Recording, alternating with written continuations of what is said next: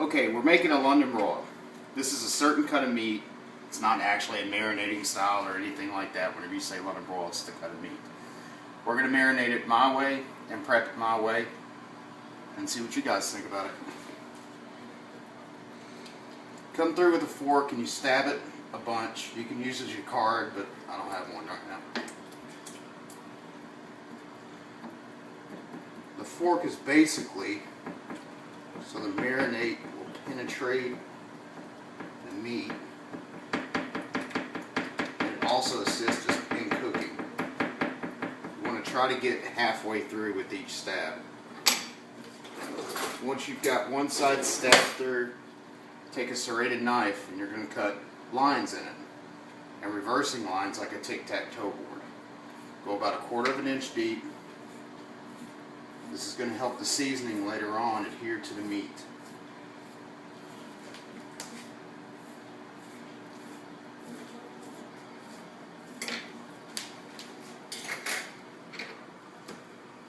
Now the marinade that we're using is 1/2 cup of hot sauce, 1/2 cup of Worcestershire, and that's it. You're going to marinate it for minimum 1 hour on each side. Usually I'll do mine for 1 hour on each side, and then I'll go in 30-minute increments, making sure it's all even. Do not suggest marinating these overnight or anything longer than like 6 hours.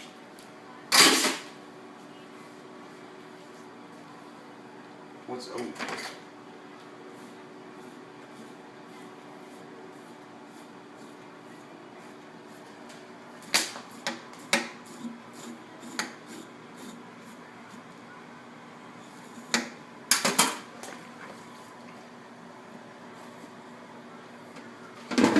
Alright, this is our sauce. It's already been mixed up, it's ready to go. Just pour it over the steak. Put the rest in the pan.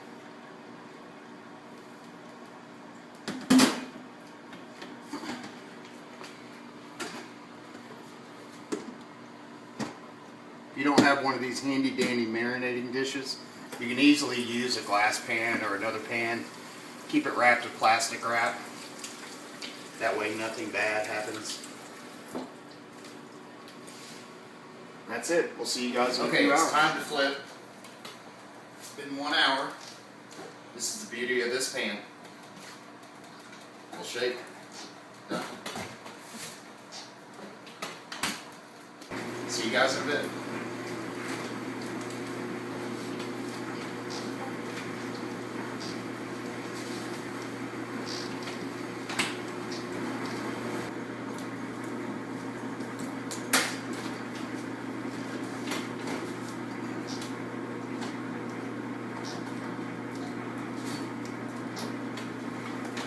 Okay, with the London broil, we started out, made it, marinated it, put it in the fridge. We went on 1 hour increments for the first 2 hours. Since then, we've went on 30-minute increments, just because we kind of eat late and we're not quite ready for it. It's about 8 minutes from coming out and going on the grill. So at that point in time, we'll pick the video back up.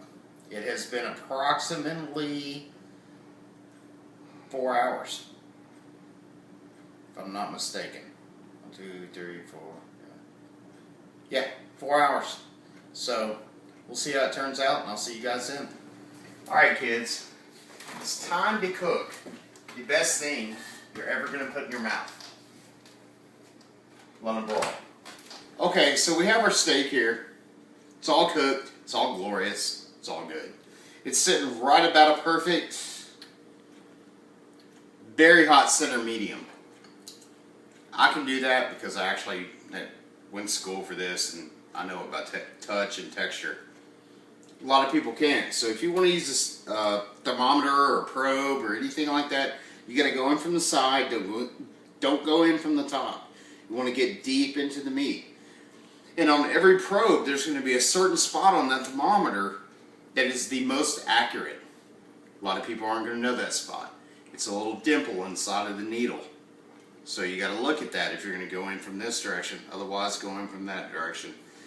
Now, you can look those temperatures up online all day long, but like I said before, if you're going to cook it to well done, I'm sorry, don't even bother, because this needs to be a red bloody meat. That's part of the texture and part of the key to a London broil. Anyway, we're going to get into cutting this in just a second. We got to let it sit, let it cool down, let it adhere to itself. A lot of chefs out there are going to tell you, oh, you don't have to do that. That is completely wrong. London broil, certain steaks, prime rib, filet mignon, New York strip, ribeye, you want it to sit for at least 5 full minutes. Okay, the key to cutting a London broil, or any flank steak for that matter, correctly, is the bias angle. Has to go with the grain, the cut against. So you got to look with the grain, the cut against. It needs to be at a 45-degree angle or more. If you want to go more, that's fine. But if you go less, the meat starts getting tougher. You want to go with thin cuts. You're not so much looking to cut a thick piece. You want to cut as thin a piece as you can. That way the flavor's there. That way the tenderness is there. Now, the guy operating the camera, I'm going to cut that little piece of whatever you want to call it off. See that? 45 degrees. Through and back. Now he's going to hold the camera right there. He's going to open his mouth and try it. He's going to tell you what he thinks. Very good. Now, good. That's well done. I haven't even gotten to the glorious part yet. Now you see, I keep cutting very thin. I keep cutting at the angle.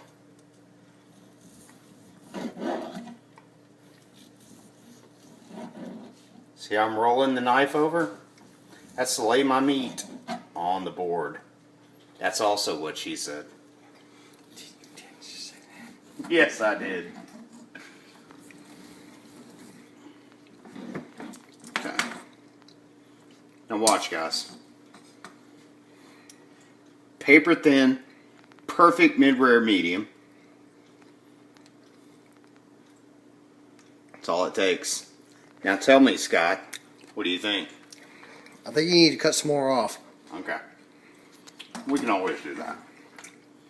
Guys, this is London broil. Serve it with whatever you like. Corn on the cob, freaking green beans, potatoes. Tonight we're doing pinto beans with onions, bacon, and jalapenos in it. Look at me. Do whatever you want to do. It's easy. It's simple. And it tastes astounding. You can't get much better than this. Give it a shot, guys. Now this piece, we're getting into the good part. Now you see that, guys? See that texture right there? Watch.